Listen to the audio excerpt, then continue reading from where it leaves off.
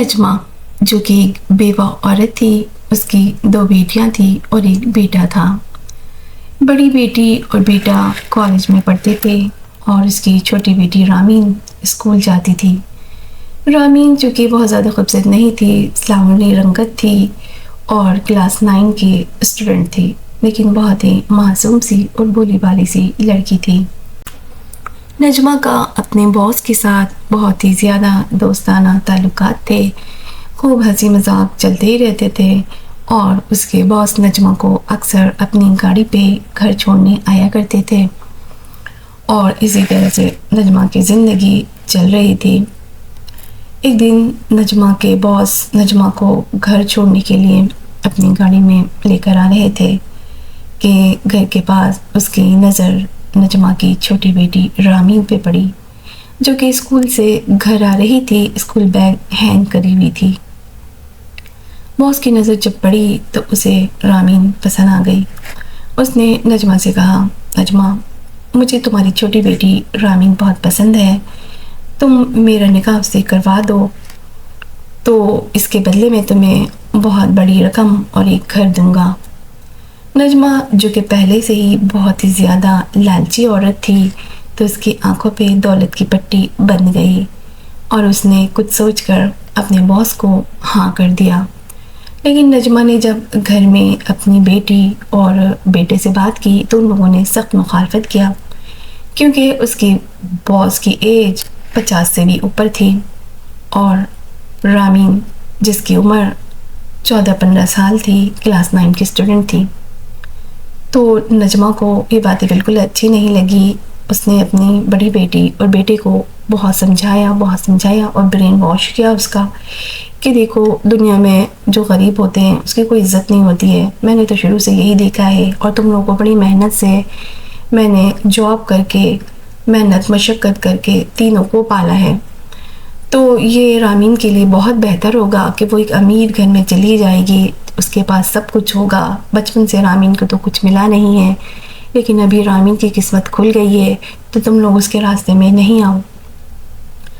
جب ماں کے لاکھ سمجھانے کے بعد اس کی بڑی بیٹی اور بیٹا مان گئے اور اس کے بعد باری آئی رامین کی، رامین نے بھی سختی سے مخالفت کر دیا کیونکہ وہ ڈر رہی تھی، وہ چھوٹی تھی بہت اور اسے کوئی عقل سمجھ نہیں تھی۔ تو نجمہ نے رامین کو بھی بہت سمجھایا اور آخری میں دھمکیاں بھی دے دی مارنے کی کہ تمہیں سے نکاح کرنا ہی پڑے گا، تم ابھی چھوٹی ہو، تمہیں کچھ عقل ہے نہیں کہ کیا کرنا چاہیے کیا نہیں کرنا چاہیے، تو سب کچھ میں سمجھ رہی ہوں کہ تمہارے لیے کیا اچھا ہے اور کیا برا ہے، تمہیں سے نکاح کرنا ہی پڑے گا میرے باس سے۔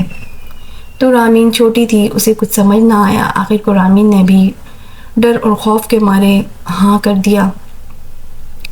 تو پھر نجمہ نے ایک چھوٹے سے نکاح کی تقریب رکھی گلی میں، لیکن گلی کے کسی بھی لوگوں کو نہیں بلایا تھا، گلی محلے کے لوگوں کو، کیونکہ لوگ آئیں گے تو مختلف طرح کے سوالات کریں گے رامین کے بارے میں کہ رامین اتنی چھوٹی ہے، بیچ میں پڑھائی ہٹا کر کیوں شادی کروا رہی ہو اور بڑی بیٹی بھی بیٹھی ہوئی ہے۔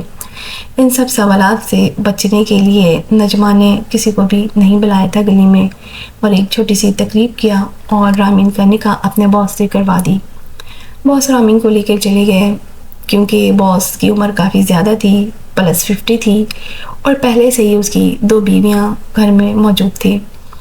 جب باس رامین کو لے کر گئے تو سب رامین کی دشمن ہو گئی، وہاں پہ سسرال والے سارے 2 بیویاں تھی رامین پہ ظلم کرنے لگ گئی۔ شروع میں تو باس نے رامین کا تھوڑا بہت خیال رکھا، لیکن جب دل بھر گیا ان کا رامین سے تو انہوں نے رامین کو گھر کی نوکرانی کے طور پر پیش کر دیا کہ تم دونوں بیویاں جو میری ہیں یہ تمہاری نوکرانی ہے، میں اسی لیے لے کر آئی ہوں کہ یہ سارے گھر کا کام کرے گی اور تم لوگوں کا خیال رکھے گی، تمہارے بچوں کا خیال رکھے گی۔ تو پھر دونوں بیویوں نے اسے نوکرانی کے طور پر ایکسیپٹ کر لیا اور سارے دن رامین کو گھر کے کام کرواتی اور پلس تانے اور تھپڑے ملتے اس کے بدلے، اور جب باس رات میں گھر واپس آتا تو الگ سے رامین کو مارتا پیٹتا، تشدد کرتا اور جو دل چاہتا کرتا۔ رامین بالکل پھنس کر رہ گئی تھی، ایک تو اسے عقل سمجھ کچھ نہیں تھی، چھوٹی تھی، بہت زیادہ معصوم سی تھی اور وہ اتنے سارے لوگوں کے بیچ بہت برا پھنس چکی تھی۔ رامین رات دن روتی رہتی تھی، اسے کچھ بھی سمجھ نہیں آ رہا تھا کہ وہ کرے تو کرے کیا کرے۔ روتی رہتی اور رات بھر باس کے پاؤں دباتی، اس کی خدمتیں کرتی اور الگ سے مار بھی کھاتی تھی۔ باس چونکہ بہت ہی ظالم تھے، رامین کو اس کے گھر بھی جانے نہیں دیتے تھے، اس کے والدین سے ملنے بھی نہیں دیتے تھے، اور جب رامین کی ماں نجمہ رامین سے ملنے آتی تو اسے بھی واپس کر دیا جاتا تھا۔ رامین کی ماں نجمہ کو جب یہ پتہ چلا کہ رامین پہ بہت تشدد کیا جا رہا ہے تو اسے بہت زیادہ غصہ آیا، کیونکہ تھی تو وہ اس کی اپنی ہی اولاد تھی۔ تو نجمہ نے کہا اپنے باس سے کہ میں کیس کر دوں گی کہ تم نے رامین پہ بہت ظلم کیا ہے اور کر رہے ہو۔ تو اس کے باس نے کہا تمہیں جو کرنا ہے کر لو، اب رامین تمہیں واپس کسی بھی صورت نہیں ملے گی۔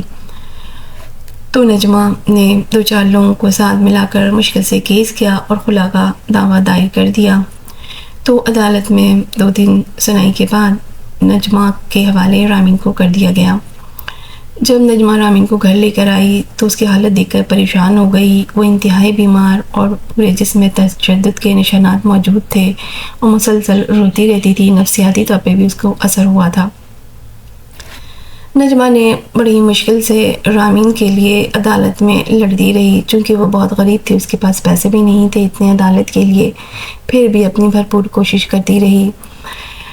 نجمہ کے باس نے نجمہ سے کہا کہ تمہیں کچھ بھی نہیں ملے گا، نہ پیسے، نہ گھر، اور نہ تو اسے خلا ملے گا رامین کو، اور میں رامین کو اٹھا کر لے جاؤں گا، تمہیں پتہ بھی نہیں چلے گا کہ رامین کہاں گئی ہے۔ نجمہ کو اتنی ساری دھمکیاں ملی تو نجمہ ڈر کے مارے رامین کو گھر میں لاک پہ لاک لگا کر جانے لگ گئی کہ کہیں کوئی رامین کو آ کر گھر سے نہ اٹھا لے۔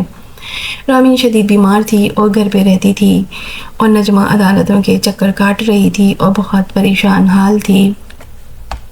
اس طرح عدالت سے رامین کو خلا ملی گئی، لیکن رامین کی زندگی تباہ و برباد ہو چکی تھی، انتہائی بیمار تھی اور نفسیاتی دباؤ کا شکار ہو چکی تھی۔ اس طرح سے لالچی نجمہ کو کیا ملا؟ کچھ بھی نہ ملا۔ اپنے لالچ کی وجہ سے اس نے رامین کی زندگی کو تباہ برباد کر دیا۔ رامین کے جسم پہ لگے زخم تو ٹھیک ہو بھی جائیں گے، لیکن اس کے دل پہ جو زخم لگے ہیں، اس کی زندگی پہ جو زخم لگے ہیں، وہ تو کبھی بھی ٹھیک نہیں ہوں گے۔ اسی لیے کہا جاتا ہے نا، لالچ بہت ہی زیادہ بری بلا ہوتی ہے۔